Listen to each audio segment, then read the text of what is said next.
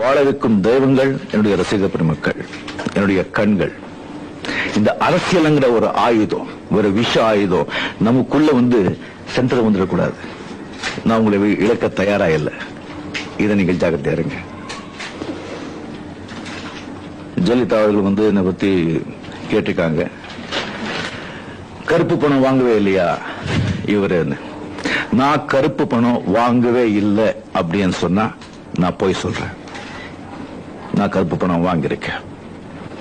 95% இருக்கும்போது 20 years முன்னால நான் அது வாங்கியிருக்கேன். ஓரளவுக்கு தான் வாங்கியிருக்கேன். அதுக்கப்புறம் எனக்கு புத்தி வந்த பிறகு நான் கம்மி பண்ணேன். அது 65%, 35%, ராஜீவ்காந்தி, சிதம்பரம் எல்லாம் சேர்ந்து 35% எல்லாம் பண்ண பிறகு டெஃபினெட்லி கிடையாது. எஸ், சினிமா இண்டஸ்ட்ரியில இருந்துகிட்டு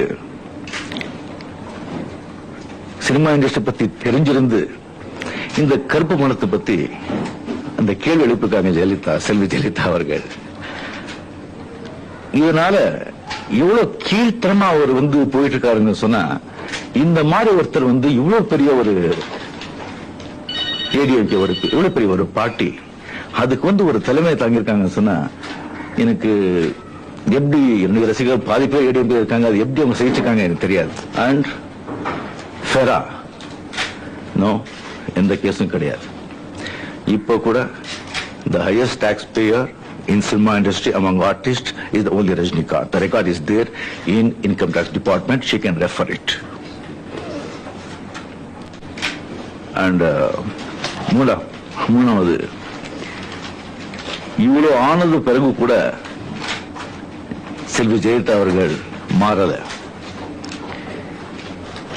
இப்போ மாறாதவர் நான் இப்போ சொல்றேன், இனிமே அவங்க வாழ்க்கையில மாற மாட்டாங்க. வாழ்க்கையில மாற மாட்டாங்க. முதல்ல அவங்களுக்கு பண வெறி இருந்தது, அது முடிஞ்ச பிறகு இப்போ பழி வெறி வந்திருக்கு. அது தமிழ் ஜனங்களுக்கு நல்லா தெரியும். அவங்க நினைக்கிறது நடக்காது.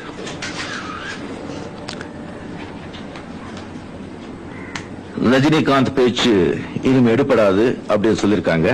அதுக்கு நான் சொல்லக்கூடாது. தமிழக மக்கள் அதுக்கு வாக்கு மூலமா பதிலளிப்பாங்க.